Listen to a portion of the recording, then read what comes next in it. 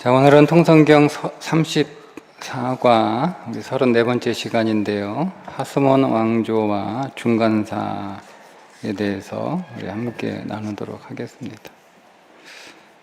역사와 또 사람들의 이름이 많이 나와서 조금 어려울 수 있는데요. 오늘은 하스몬 왕조 에 관한 이야기인데, 특별히 하스몬 왕조는 헤롯 대왕의 등장과 연관이 있습니다. 왜 헤롯 대왕이 유대의 분봉왕으로 로마로부터 인정을 받아 유대를 다스리게 되었는지 우리가 그 다음 주에 보게 될 내용이지만, 그 배경이 되는 내용이 하스몬 왕조입니다.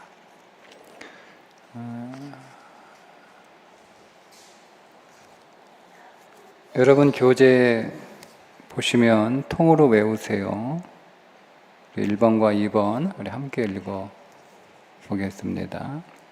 마카비 혁명을 성공시킨 하스몬 가문이 세운 왕조가 하스몬 왕조입니다. 하스몬 왕조는 80년간 유대를 독립국가로 이끌었습니다. 자, 그 밑에 통으로 읽는 센스. 하스몬 왕조는 유대가 시리아 헬라 제국으로부터 독립하고 다시 로마 제국의 식민지가 되기까지 그 사이 80여 년 동안 세워진 유대의 왕조였습니다.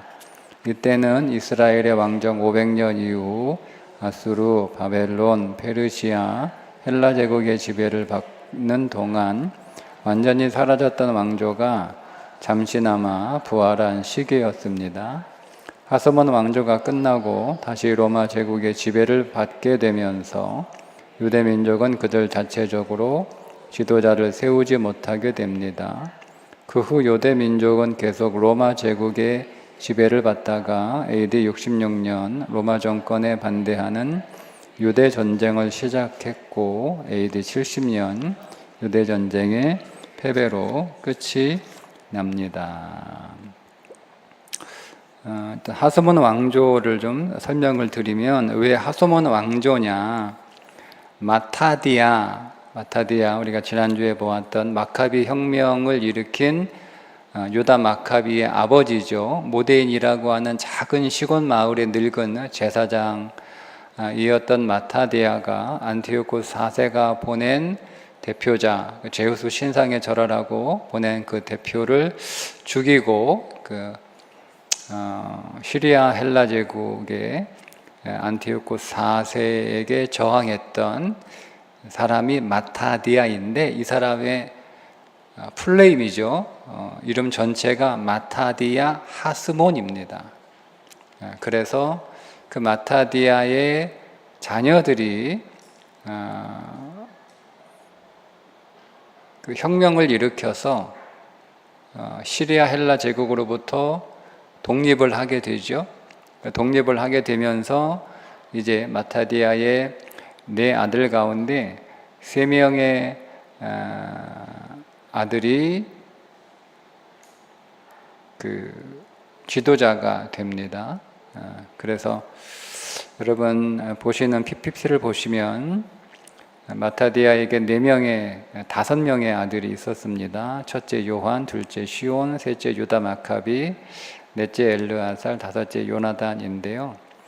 마타디아의 저항을 이어받아서 셋째 유다가, 그러니까 유다 마카비가 이름이 아니고 유다가 이름인데 마카비가 별명이에요. 이게 망치라는 별명입니다. 그래서 이 셋째 유다가 그 시리아 헬라 제국 안티오코스 4세에 저항하여 성전을 되찾게 되죠. 그게 이제 수산절이다 말씀을 드렸습니다. 그 성전을 되찾아서 성전을 정화하게 되고, 그래서 독립을 인정받게 됩니다. 그래서 유다의 별명이 마카비여서 마카비 혁명이라고 그렇게 부르는 거예요.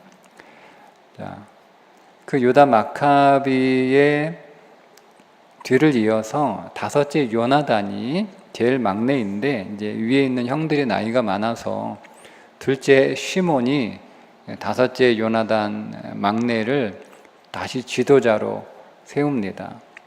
그리고 지도자로 세우고 이 요나단이 죽게 되자 이제 암살을 당하게 되죠. 죽게 되자 늙었지만 둘째 시몬이 다시 이제 지도자가 돼서 이제 완전한 독립국가를 세우게 됩니다. 근데 이 시몬이 그 유다의 독립 지도자가 되면서 자신의 자녀들이 이제 그 지도권을 계승하겠다라는 허락을 받아요. 이스라엘 백성들로부터. 그래, 당신들의 자녀들이 이제 당신이 죽고 나면 형제들이 다 없잖아요. 다 죽고 없으니까. 그러면 이제 이 지도력을 계속 누군가 이어가야 되는데 당신들의 자녀들이 그 지도력을 계속 지도권을 가져갔으면 좋겠다라고 이렇게 온 이스라엘이 거기에 동의합니다. 그래서 이 시몬 때부터 이제 하스몬 왕조가 시작이 되는 거예요. 그래서 시몬의 아들 힐카누스부터 이제 쭉 이제 그 아들들이 80년 동안 유대 그 독립 국가를 이제 형성하게 되죠. 그래서 시몬과 그의 아들 힐카누스부터 이어지는 80년의 유대 독립 역사를 유대 왕조의 역사, 하스몬 왕조의 역사다 이렇게 부르는 겁니다. 그런데 이 하스몬 왕조의 특징이 하나 있어요. 그게 뭐냐면 왕이 대사장직을 겸합니다. 원래 이 마타디아가 제사장이었잖아요. 그죠? 모데인이라고 하는 작은 시골 마을의 제사장이었어요. 그러니까 그의 아들들도 제사장의 을 이어가는 거잖아요. 그러니까 사실 이들은 계속 그 제사장으로 계속 그렇게 아버지를 이어서 계속 제사장이 될 사람들인데 이제 그 하스몬 왕조가 유대 독립의 지도자로 세워지니까 이 사람들이 이제 하나를 선택한 게 아니고 둘 다 왕과 대제사장직을 겸하는 그런 특징을 가지고 있습니다. 왕조 500년은 그냥 왕이에요, 왕. 그들은 그냥 평신도였단 말이에요. 대제사장은 따로 있잖아요, 그죠? 따로 있고 철저하게 왕과 정치와 종교가 철저하게 분리가 되어 있는 그런 왕조였다면 하스몬 80년 왕조는 왕과 제사장이 하나인 왕과 대제사장을 겸하는 왕조의 특징을 가지고 있다. 그렇게 여러분 이해하시면 되겠습니다. 이제 이게 문제가 되는 거예요. 자, 이제 좀 복잡하시겠지만 하스몬 그 왕들의 이름들을 쭉 이렇게 한 PPT로 정리를 했습니다. 자, 요 마타디아가 이제 여기는부터 왕조는 아니죠. 마타디아 모데인의 나이 많은 제사장이고 그의 셋째 아들 마카비가 혁명을 일으켜서 승리를 하게 되고 막내 동생 요나단이 그 뒤를 이어받고 요나단이 암살을 당하자 둘째 시몬이 그 뒤를 이어받습니다. 그리고 시몬이 죽자 그의 아들 요한 힐카누스가 이제 아버지를 이어서 그 지도권을 가져가게 되는데 이제 왕과 제사장의 역할을 동시에 하는 거죠. 그리고 힐카누스가 죽을 때 그의 아내에게 지도권을 물려주려고 그랬는데 그게 성공하지 못했어요. 그래서 그의 아들 아리스토블루스가 어머니하고 그의 동생이 넷이 있는데 동생 셋을 감옥에 가두고 넷째 막내 동생을 살해합니다. 근데 그 살해한 것 때문에 그랬는지 끙끙 앓다가 1년 만에 죽어요. 그리고 나서 이 아리스토플루스의 아내가 살로메 알렉산드리아입니다. 그래서 살로메 알렉산드리아가 감옥에 갇혀 있던 시동생들이잖아요, 그죠? 네, 남편의 동생들이니까 3명의 시동생들을 다 풀어주고 그 가운데 나이가 제일 많은, 그러니까 차남이겠죠, 알렉산데스 아다니우스와 결혼합니다. 그러니까 살로메 알렉산드리아는 아리스토블루스의 아내이면서 동시에 알렉산데스 아나니우스의 아내가 되는 거예요. 그리고 이제 요 알렉산데스 아나니우스가 제사장과 왕의 역할을 하다가 살로메 알렉산드리아가 남편이 죽고 이게 최초의 영왕이 됩니다. 그러니까 여왕이 되니까 대제사장이 될 수는 없어서 그의 큰아들 힐카누스 2세를 대제사장으로 세우고 73년 동안, 아니 거의 73세에 사망하게 되자 그의 장남인 힐카누스 2세가 그 직책을 이어받게 되는데, 차남 둘째 아리스토블루스 2세가 이걸 가지고 계속 싸워요. 여기 한 6년 정도 이 갈등이 일어나게 됩니다. 요 과정 사이에서 누가 나오냐면 이제 헤롯 등장의 배경을 만들어주게 되는 거죠. 네, 그리고 이제 아리스토블루스 2세의 아들 안티고누스를 끝으로 하스몬 왕조는 끝이 나게 됩니다. 이름들을 뭐 다 아실 필요는 없고 제가 그냥 중요한 인물만 여러분 기억하시면 되는데 다시 한번 뒤에서 반복해서 설명을 드리겠습니다. 보시는 그림은 성전과 경전과의 관계, 그러니까 5단계의 과정을 거치게 됩니다. 바벨론 포로 이전에는 예루살렘 성전이 있었고, 그리고 모세 오경과 대제사장이 있었습니다. 이런 시스템으로 사회가 유지가 됐는데, 바벨론 포로에 끌려가면서 성전이 사라지니까 이 성전 기능을 회당이 대신하게 됩니다. 그리고 모세 오경뿐만 아니라 또 여러 개의 경전이 거기에 추가가 되고, 성전이 없으니까 대제사장도 이제 의미가 없는 거죠. 그 기능을 서기관이 대신하게 됩니다. 자, 그리고 페르시아 제국 기간 때에는 이제 성전이 회복이 되잖아요. 스룹바벨 성전이 이제 1차 귀환을 통해서 성전이 20년 만에 다시 세워지고 다시 경전과 대제사장이 이제 부활을 하는 거예요. 그런데 바벨론 포로 시절에 있었던 회당과 또 모세오경 외에 다른 경제들과 서기관이 사라진 게 아니고 이것도 같이 있었던 거예요. 그러니까 이 두 시스템이 페르시아 제국 내에서는 공존을 하게 됩니다.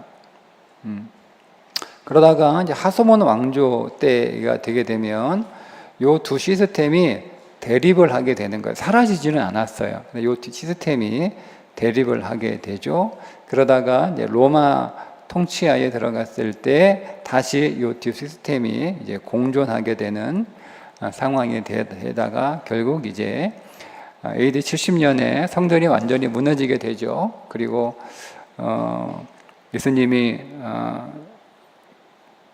부활하시고 승천하신 이후에 이제는 보이지 않는 성전, 보이는 성전은 이제 70년에 이제 완전히 사라지게 되고, 이제 보이지 않는 성전인 교회가 이제 이 모든 시스템들을 대신하게 됩니다. 그래서 보이지 않는 성전, 너희가 곧 하나님의 영이 거하시는 하나님의 전인 줄 알지 못하느냐라고 하는 말씀이 우리에게 이제 오게 되는 거죠.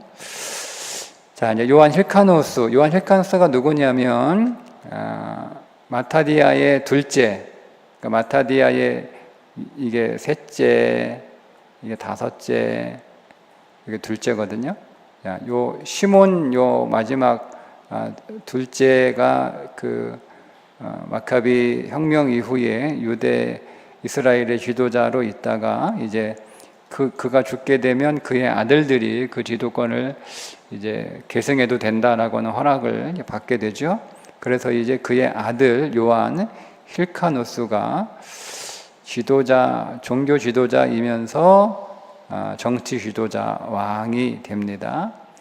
자, 마타디아의 그럼 손자가 되는 거죠. 요 마타디아의 손자가 되는 거예요. 자, 마타디아의 손자답게 굉장히 용맹스럽고 정복자의 삶을 살았습니다. 요한 힐카누스의 꿈이 뭐냐면 다윗 왕국을 회복하는 것이 꿈이었습니다. 그래서 유대 땅 전체를 정복하는 것을 자신의 의무로 알고 사마리아 성을 1년간 포위해서 정복하고 옛 에돔 왕국인 이둠의 지역, 지금의 요르단, 페트라, 요르단에 가시면 페트라라고 하는 지역이 있어요. 여러분 사진에서 보시면 혹시 보셨으면 빨간 그 무슨 뭐 돌인지 모르겠는데 하여튼 붉은색 그 굴을 파가지고 막 이 성전도 막 만들고 그런 그 페트라 지역인데 거기에 이제 이두메 즉 에돔의 왕국이 있었고 그 에돔의 후손들을 이두메라고 부르는 거예요. 그 이두메 지역을 정벌합니다.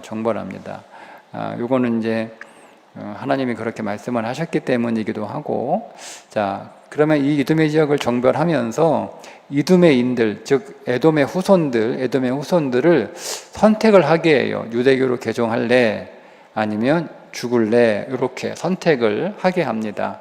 그래서 많은 사람들이 그때 이제 유대교로 개종을 합니다. 자, 그렇게 개종된 사람 가운데 누가 있냐면 안티파터가 있습니다. 이 안티파터가 헤롯 대왕의 아버지입니다.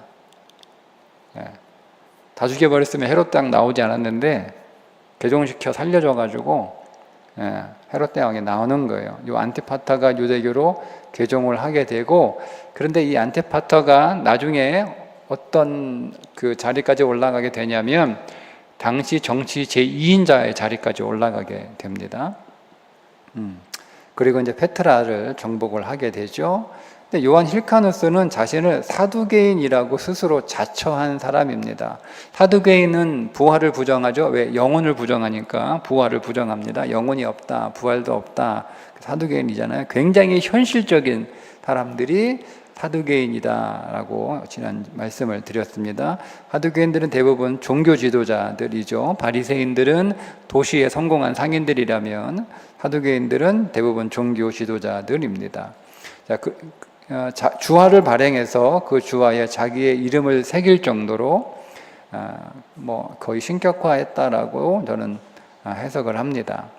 그래서 그 유대를 31년간 통치하게 되죠. 이둠에 대해서 좀 여러분 좀 상식으로 좀 우리가 한번 알면 에돔의 후손 즉 에서의 후손들이잖아요. 에서의 후손들. 그래서 야곱과 에서를 통해서 이스라엘과 야곱에서 이스라엘이 시작이 되고 에서에게서 에돔 족속이 시작이 됩니다. 에돔이 북다라는 뜻이잖아요. 그런데 이제 나중에 그 가나안을 떠났던 야곱이 다시 큰 부자가 돼가지고 돌아오잖아요. 아버지 집으로. 근데 에서는 엄청난 부자가 됐고 야곱도 또 그 하란의 외삼촌 집에 가서 큰 부자가 돼서 돌아와요.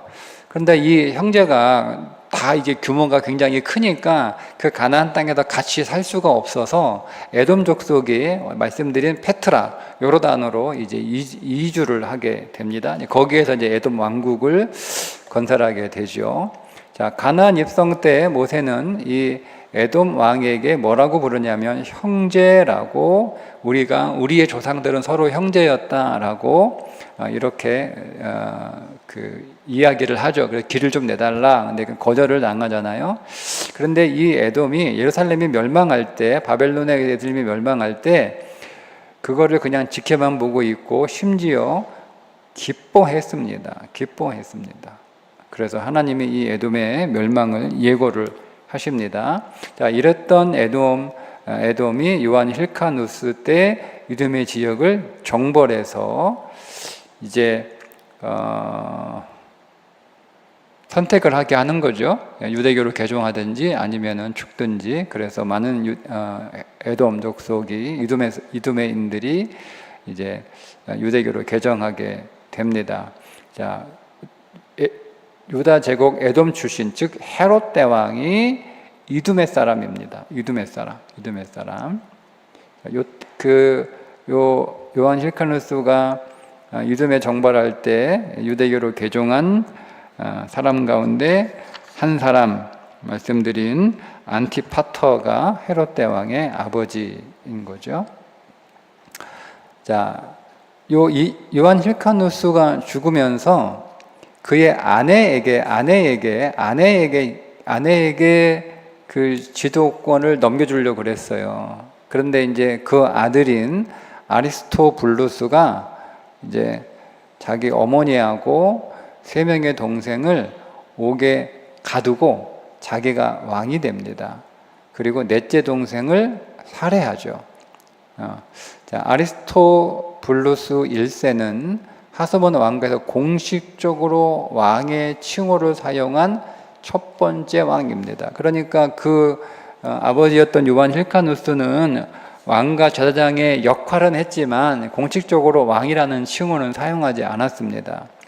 자, 공식적으로 자기가 대제사장이면서 왕이라는 호칭을 사용하는 사람은 아리스토블루스 1세다. 근데 이 사람은 헬레니즘에 굉장히 동경하는, 그러니까 헬레니즘을 얼마나 동경했냐면 그가 필헬레네라고 별명을 가질 만큼 헬레니즘을 굉장히 좋아했던, 헬레화를 동경했던 사람입니다. 그런데 넷째 동생을 죽인 그 죄책감 때문에 1년 만에 창자가 썩어 들어가 피를 토하는 고통 가운데 죽게 되죠. 이렇게 죽으니까 살로메 알렉산드라, 요게 아리스토블루스 1세의 부인입니다. 부인. 이 부인이 남편이 죽게 되자 감옥에 있던 3명의 시동생들을 풀어주고 그 가운데 알렉산데스 야나이우스와 결혼합니다. 남편이 죽으니까 시동생하고 결혼한 거예요. 자, 그러면 이제 이 알렉산더 야나이우스가 왕이 될 거 아니에요? 그런데 하스몬 왕조의 특징은 왕이면서 대제사장의 기능까지 겸한다고 했는데 알렉산더 야나이우스가 왕이 되는 건 문제가 없었어요. 그런데 대제사장이 되는 건 문제가 생기죠. 왜냐하면 대제사장은 한 번 결혼한 여자와 결혼할 수 없어요.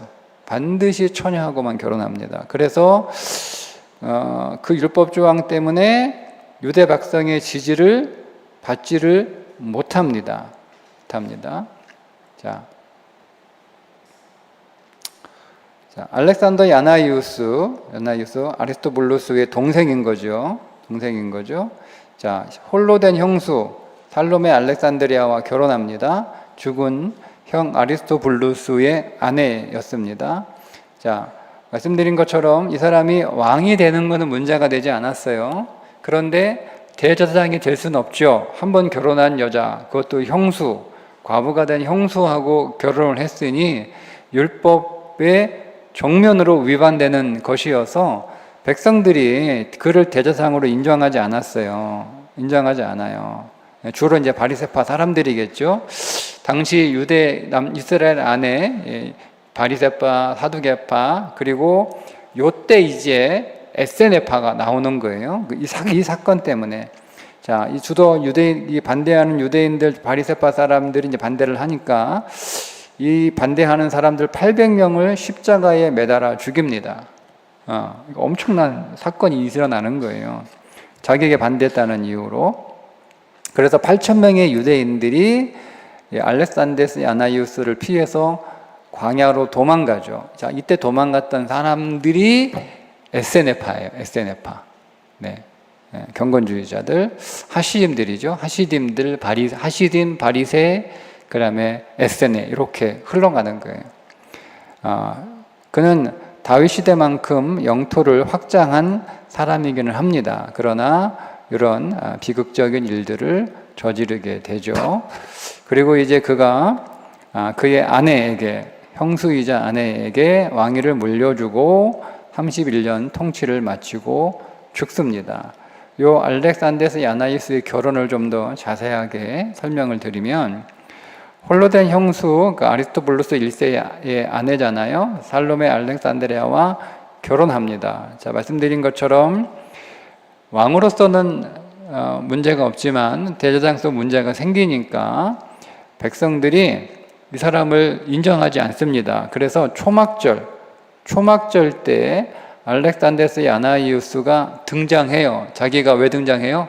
대제사장이 아닌데 대제사장의 자격으로 등장을 해요. 그러니까 백성들이 초막절을 위해 들고 있었던 올리브 나뭇가지를 이 가짜 대제사장인 거잖아요. 그들 입장에서 보면 인정할 수 없는 이 알렉산더스 아나이우스에게 올리브가지를 막 던져요. 막 던져. 일종의 테러 같은 거죠. 테러처럼 그렇게 보였겠죠. 그래서 이 위험에 아나이우스가 군사를 불러서 진압을 하고 그때 수백 명의 백성을 학살을 합니다. 근데 이때 위기에 몰린 바리새파 사람들이 주로 반대를 하니까 바리새파 사람들이 시리아 헬라 제국에 도움을 요청해요. 그래서 시리아 군대가 막 이렇게 들어오니까 이제 사두개파와 협상을 해서 시리아 군대가 오지 못하도록 막습니다. 그리고 나서 이제 바리새파 사람들에게 이제 화가 날 거 아니에요. 앙심을 품고 사두개파와 함께 공모를 해서 바리새파 지도자 800명을 십자가에 달아 처형하는 일이 벌어지게 됩니다. 자, 이때 사두개파와 바리새파가 서로 앙숙이 된 거예요. 왜 이 사람들이 왜 앙숙이냐? 서로 생각이 달라서 앙숙이 되었다라고 하기보다는 이 사건 때문에. 왜냐하면 800명이나 되는 바리새파 지도자들이 십자가에 처형되는 일에 알렉산더스 아나이우스 혼자 그렇게 한 게 아니고 거기에 누가 사두개파 사람들이 거기에 함께 공조를 한 거예요. 그러니까 사실은 바리새파 사람 800명을 죽인 게 바리새파 사람들 입장에서 보면 사두개파 사람들이 자기를 죽였다라고 생각을 한 거 아니에요. 그죠? 그건 어떻든 사실이니까. 그래서 이 사건 이후로 사두개파와 바리새파가 서로 이제 앙숙이 된 거죠. 그러니까 사두개 바리새파가 왜 예수님 시대에 서로 막 으르렁거리고 했는지 여러분 이해가 되시죠? 바울이 그걸 이용해서 거기서 자기는 바리새파라고 하면서 거기서 빠져나오는 일도 있잖아요. 자, 그 다음 이제 살로메 알렉산드리아. 자, 알렉산더 야누이우스. 그러니까 아리스토블루스의 아내이면서 알렉산더 야나이우스의 아내인 거죠. 예? 형하고 결혼하고 동생하고 결혼하고 동생이 죽으면서 그러니까 자기 둘째 남편이 죽고 두 번째 남편이 죽으면서 살로메 알렉산드리아가 여자임에도 불구하고 정치 지도권을 이어받습니다. 그래서 하소몬 왕조의 여왕이 되는 거예요. 여왕이 하소몬 왕조의 여왕이 탄생하는 거예요. 자, 근데 자기는 여왕이니까 여자니까 대제사장이 될 수가 없잖아요. 그래서 그 대제사장을 누구에게? 자기의 장남 힐카노스 2세에게 대제사장의 역할을 맡깁니다. 그래서 이제 그의 장남이 그 대제사장의 일을 하게 되는 거죠. 그리고 7년 동안 다스리고 난 뒤에 73세에 죽습니다. 그러면 이제 자연스럽게 힐카노스 2세가 이제 대제사장이면서 어머니가 죽었으니까 어머니가 어쨌든 그 왕권을 이어받았는데 둘째 아리스토블루스가 열받은 거예요. 네가 뭐 잘났냐? 너는 계속 대제사장만 해라. 왕은 내가 하겠다. 뭐 이랬는지 모르겠는데 어쨌든 이 두 아들이 정권 다툼을 합니다. 정권 다툼을. 그래서 6년 동안 내전이 일어나요.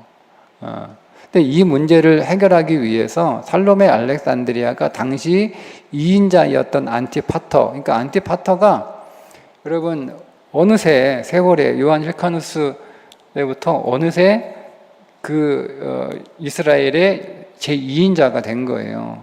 이게 헤로데 아버지라니까, 헤로데 아버지. 안티파터가 당시 등장하는 로마 폼페이우스에게 찾아가서 이 문제를 해결해 달라라고 보낸 거예요. 그런데 이 폼페이우스는 이 살로메 알렉산드리아나 아리스토블루스 이 사람들에게는 별로 관심이 없었고 자기를 찾아온 헤롯 안티파터를 딱 보니까 이 사람이 굉장히 정치력이 뛰어난 거예요. 이 사람이 탁월한 거예요. 정말.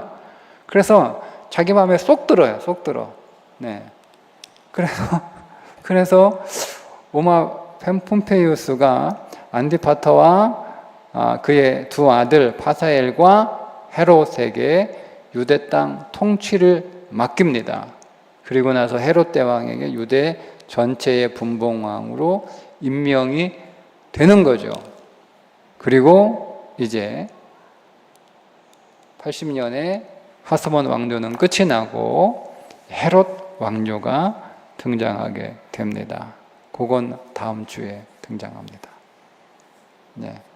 어렵지만 그래도 대략 여러분 줄기는 좀 이해가 됐죠? 네. 그러니까 오늘은 두 가지만 기억하시면 돼요. 왜 바리새파와 사두개파가 왜 그렇게 앙숙이 돼서 서로 막 죽일 듯 싸우는지 그 배경 여러분 아시면 되고, 또 하나는 어떻게 헤롯 대왕이 유다의 인정을 받아서 유대 지역을 다스리는 분봉왕이 되었는가. 그 배경 안에는 이제 페트라 지역에 있었던 이두메들을 화스몬의 왕가의 누구죠?